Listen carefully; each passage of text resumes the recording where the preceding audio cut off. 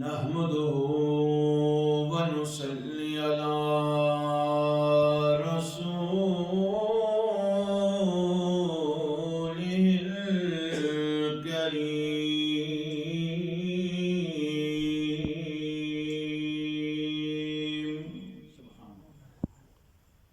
أما بعد فأعوذ بالله من الشيطان الرجيم. بسم الله الرحمن الرحيم.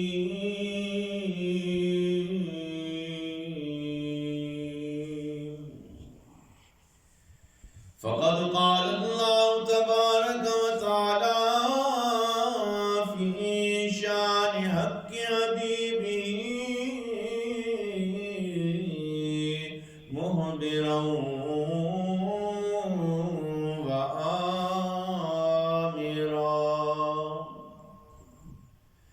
إن الله وملائكته يصلون على النبي يا أيها الذين آمنوا صلوا عليه وسلموا تسليما. اللهم پیار سے اللہم صلی علی سیدنا و اصحاب سیدنا و ازواج سیدنا و اہل بیت سیدنا محمد وبارک وسلم وصلی علیہ. پیار سے الصلاۃ اور بلند آواز سے الصلاۃ والسلام علیک یا سیدی یا رسول اللہ وعلی آلک واصحابک یا سیدی یا جد الحسن والحسین.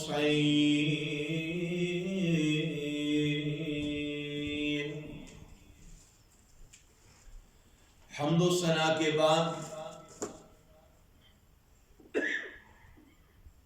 آج کی یہ خوبصورت اور روحانی ایمانی مجلس مبارکہ جو آپ کے سامنے جامعہ مسجد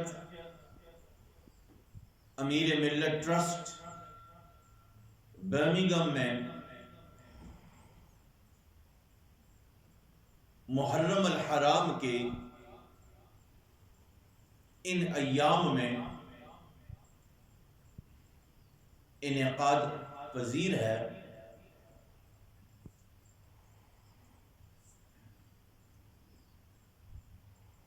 آج کی اس مختصر نشست میں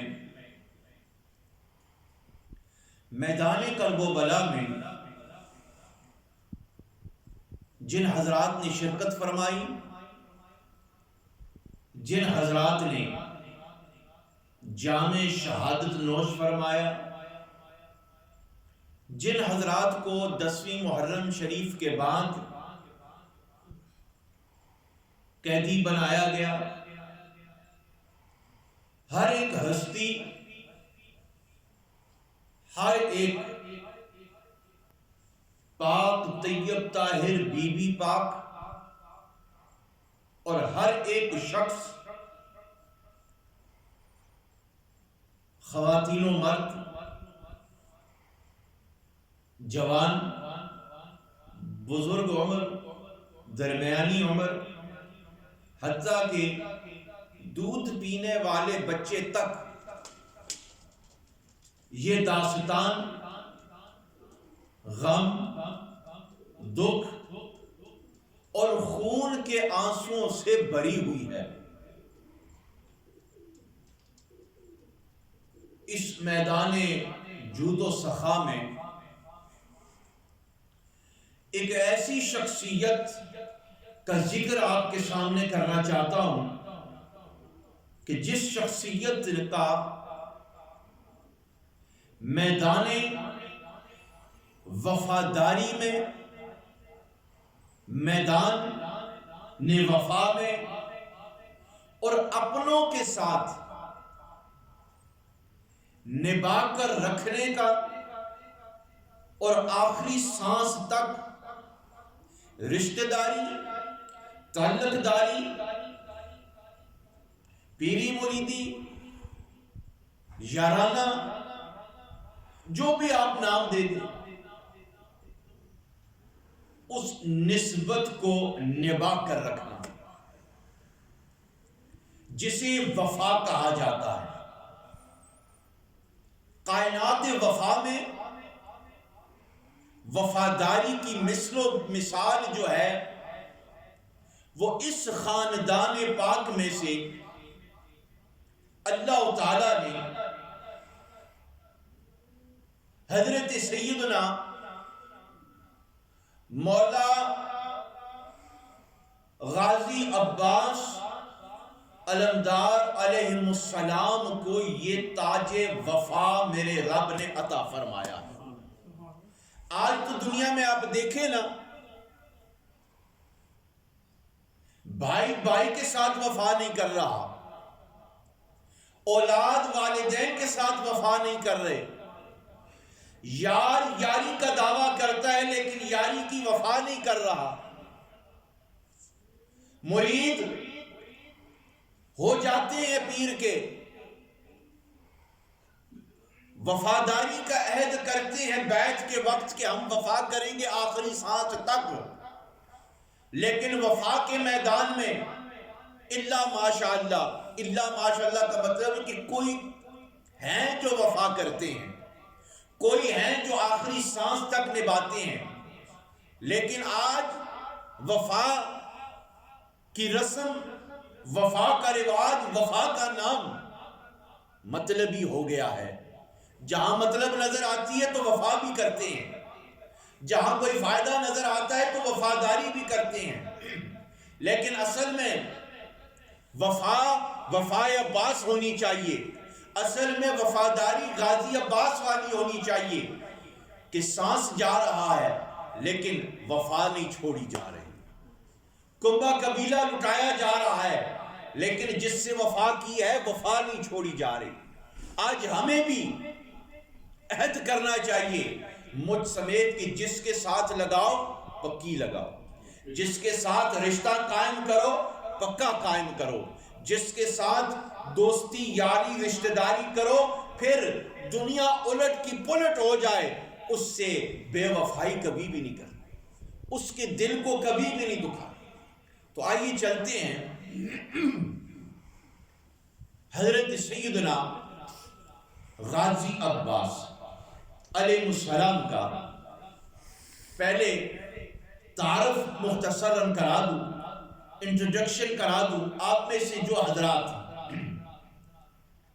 تاریخ کی کتابوں سے واقف ہیں وہ اس بات کو جانتے ہیں، لیکن شاید کئی میرے بزرگوں کے لیے، یاران طریقت کے لیے، بچوں کے لیے یہ نئی بات ہے۔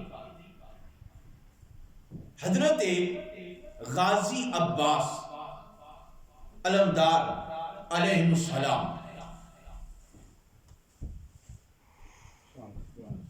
یہ حضرت سیدنا امام مولا علی علیہ السلام کے بیٹے تھے۔